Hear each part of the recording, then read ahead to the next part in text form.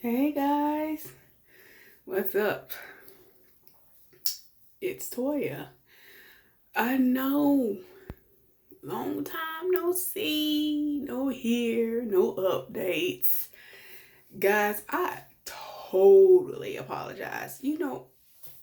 Honestly, I had not realized that I had not done an update or a vlog in over 2 years. I mean, honest to God, I literally figured this out tonight that I had not done a vlog in over 2 years. A lot has happened.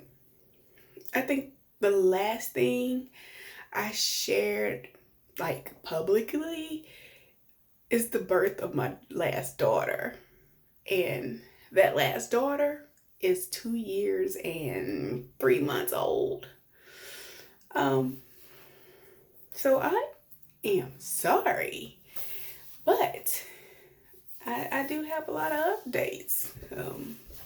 You probably noticed I'm looking a little different.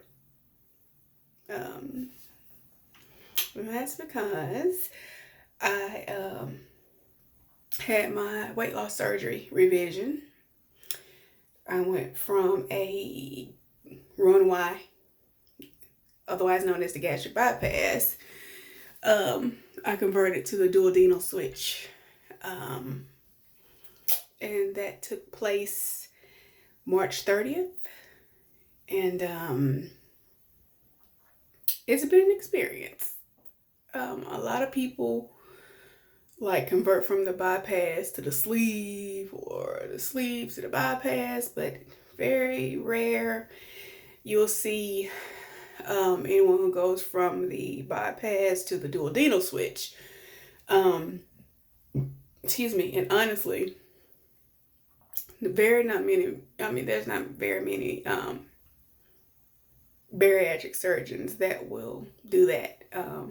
You have to meet specific criteria for that to happen, and luckily I met it. And I'm pleased overall, but there are some differences, and I won't put all that into this video, but I will do a future video about the differences between the two. I actually was going to do like 2 or 3 different videos. I was going to do one video on why I chose to do that, and then I was going to do a video on the differences and a progress video, but I'm not going to do all of that. Life is just too busy, obviously. I have a 2 and a 5-year-old, and I'll be going back to work soon, and a lot of things coming up. A lot of battles I gotta fight, which is a whole nother story in itself. But by the grace of God, I'm still here and doing well. My girls are doing well. They're growing. Hope all of you are doing well. And glad we're nearing the end of this COVID thing. I tell you, yes, I am one of those who chose to be vaccinated. I was vaccinated in March. I got to go in the round with the sick folks, the high-risk folks. So I was lucky enough to go ahead and get vaccinated back in March. So, and I am proud, and I'll be so glad when my girls can get vaccinated. I've had a lot of heated discussions with people on vaccinations, especially men. I've had it out with more men than women. Men are not very receptive about the vaccinations. They, especially in the African American community, and I understand why some people are skeptical. I get it, but I'd rather take the chance with the vaccination and take a chance being one of those almost 400,000 people who have passed away from COVID. And I am ready to travel. You guys know, those who know me personally, they know I am a traveler. I like to go. I do not like being in the house because I work at home. Been working at home since I was pregnant with my daughter. I don't like being in the house. I like to travel. And when I travel, I go. I go for 5 days to a week or longer. And I like to travel internationally.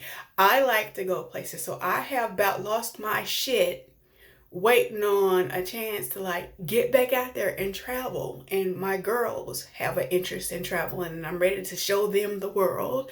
Yes, as young as they are, I am ready to show them the world and let them experience life and see things before the Lord Jesus decides to come back and get on his throne again here on earth. So I want my kids to have life experiences, see culture, experience different things, and I'm ready to get back out there too. And with that being said, our first trip is scheduled for July. We are going to Jamaica and we're staying 8 days.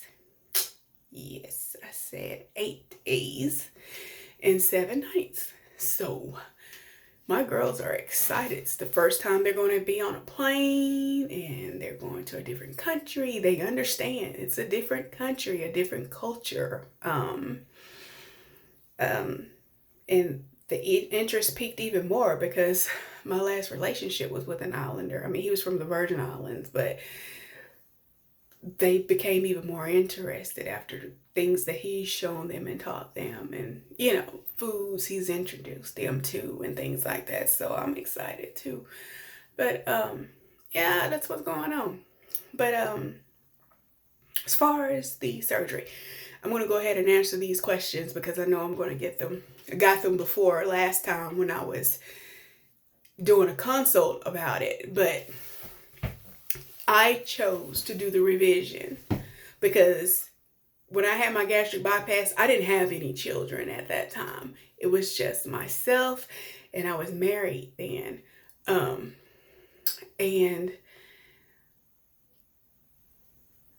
I put it off because after, I don't gain weight in my pregnancies except for at the end when you get ready to birth them. And usually after I have them, because I breastfeed, I lose so much weight. It's not an issue. But what happened with this last time is that I chose to get the Nexplanon birth control implant. And I had put on, how much was it? When I delivered my daughter, and got ready to deliver my daughter, I was 331. Didn't look like it, but I was. After I had her, I had gotten down to like 274, which that's a size 20 for me. Baby, I got that Nexplanon and my ass went up to 331 again. And then I lost some. I couldn't get below 324. And that's not even the half of it. I'm telling you, especially you ladies, research Nexplanon. You will see that what I'm about to share with you is not a lie. It is documented. It is out there. I figured Nexplanon would be good for me because I didn't want to have to keep up with taking a birth control pill, because I know when you skip one of those bitches, your ass be bleeding 3 or 4 days and then you got to get back on track. And I ain't trying to keep up with that and 2 little kids. So it was easier for me to get the Nexplanon implant and not have to worry about it, I knew I wanted more kids, but still, I was like, no, the Nexplanon will work until I decide to do that. But, baby, not only did that shit put that weight on me, man, it makes you evil as hell. I mean, evil. Okay? My oldest was drawing me angry all the time in her pictures. And when I saw that, I knew, there's an issue. I was like, I didn't realize it at first, but you snap the hell off just over stuff that normally wouldn't bother you, you know? Man, it was time. I mean, I know we all, be real, we all cuss at our kids every now and then. Every now and then we do. But man, woo! On top of that, oh yes, no, I'm not done. Not done in the least. Oh shit, you don't get pregnant because hell, I kept having periods every 2 weeks. Literally every 2 weeks. Sometimes I could get away with 3 weeks, but I was having a damn period every 2 to 3 weeks, and the shit lasted from 10 to 12 days. I was getting further anemic from that to the point where my PCP was like, hey, I think I was like 8 months in. She was like, this got to come out. This has to come out of you. But I was thinking, you know what? Let me leave it in there a little bit longer. See if I'll eventually adjust and things will get better. It didn't, but I still, my fool ass, kept it in there about another 6, let's see. How long did I keep that shit? I got it right after I had my daughter. I got it like April. Well, I had her in February. I had to wait a while. So I got it like April 2019. I didn't take that bitch out till October 2020. And that's when I couldn't take it anymore. My migraines were increasing. I was having like, I didn't start having migraines until after I had my first daughter. But they didn't come frequently. But when I got that damn Nexplanon, baby, they were coming like every other month instead of every quarter or something like that. Or sometimes it'd be back to back. That Nexplanon is evil as hell. Then they couldn't get the fucker out my arm. I mean, it went in looking like a little bar, okay? The shit had moved. It had literally moved from where they put it in almost to my elbow. They couldn't find it. I had to help them find it. And they thought they were going to have to put me outpatient because we couldn't find it. And then when they went in there, they saw that it had tissue all around it because where it moved. It went in looking like a stick. It came out looking like a K. It took them forever trying to get the thing out my arm. I had never called on Jesus so many times in my life. Having my kids was not as bad as that damn Nexplanon. I am not lying. And I'm telling you, people, research it because there are videos on here. People went through that same nightmare. I work in insurance and I'm an appeal specialist. Believe it or not, before I got mine out, promise to God, I had 4 cases where people were filing grievances where the insurance didn't cover their removal, but they had to get it out because they were going through the same shit I was going through. Man. So I got it out. Like I said, October 20th. I was still 324. Never got below 324. Never. Y'all, I was 347 when I had my first bypass surgery. So I was almost back basically where I started as far as from the bypass. Now my highest weight was almost 500 pounds. But from the bypass, the day of surgery, I was 347. So, and then I was back on diabetic medicine, back on blood pressure medicine, back on diuretics, back on, I was going in reverse. I've got 2 kids I gotta be here for. I got two little girls that I need to be able to run and play with and take them to dance class and gymnastics and things like that. And I need to live. My girls, I'm all they got, So, yeah, that's why I chose to put myself at risk and have a revision. Because it was worth it. I'm doing this for my girls. So, Um, like I said, I had my surgery March 30th. Dr. Stephen Boyce in Knoxville. He's wonderful. Such a sweetheart. Perfect bedside manner. If you guys remember, who's been with me for a while, my original surgeon, he passed away. He had gotten very, very sick. He had a pulmonary disease. A healthy guy, never smoked anything, and he got lung disease, and subsequently he passed away. I still get emotional about that because he was like a dad to me. You know, I'm always grateful for him, because if I hadn't got that bypass, I wouldn't have my children. You know, but he passed away. So the next best one was Stephen Boyce in Knoxville. Yes, I had to drive an hour and a half, but that's okay because he's good at what he does.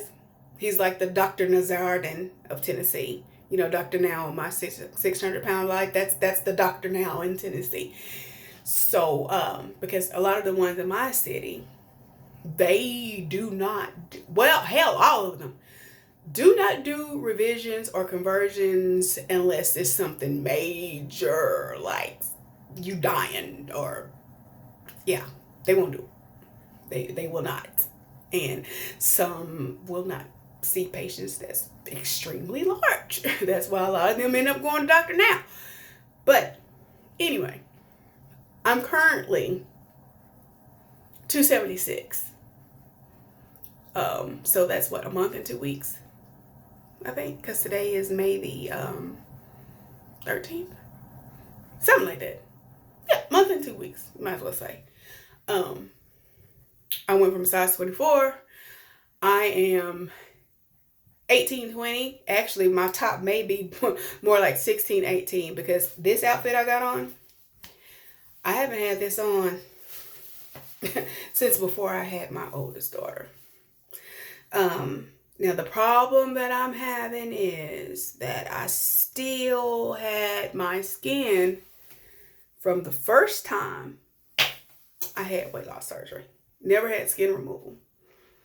So my legs and my arms are off the fucking chain.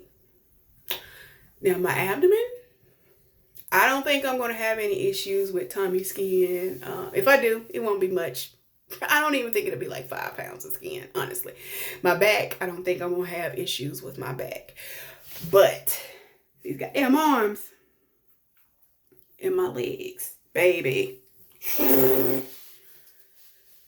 Because I also have lipomas. I have lipomas and this other condition, I have to bring it up later. I can't remember the name. It's like 3 names. It's adipose something. Some kind of fat that we got that sits in pockets, and you can't lose it like you can regular fat. It has to be removed or suctioned out or cut out or something. It's similar to lipomas, but it's not a lipoma. It's just real tough, thick fat that we all have it, but some of us who has lymphedema or things like that, it won't go away even if you lose weight, you work out, or you're a bariatric patient. And that's what's going on with my legs. But I do the areas that I can. Oh shit, the skin is bad. But I do got some lipomas and that adipose stuff that does need to be removed, which that qualifies as medical. Keep in mind, I do have thyroid disease too. I have hypothyroidism. So that affects things too. But no, this time the difference is, well, I'm still going to make that video about the differences. We're not going to go there because this video is long enough. But I've lost quite a bit in a month and a half. And like I said, I'll make another video about the differences, because there are some that those of you who've already had bariatric surgery, you already know one of them. And it's worse this time around. But we'll talk about that in the next video. But yo, look, I'm going to go.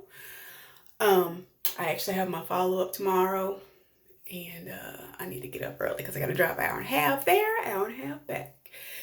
But anyway, it's good seeing you guys again, and I'll try not to stay away too long. I'm going to do more videos, and Also, I'm working on making a family channel so I can vlog with my girls because they have such personalities and they're grown up, they're fun, and that's probably where I'm going to do the travel vlogs. And my oldest daughter, she likes to cook, and we're going to do some fun things. So anyway, like I said, I'll talk to you guys soon, and thank you to those who stuck around, and thank you to those who just recently subscribed, and I'll see you guys soon.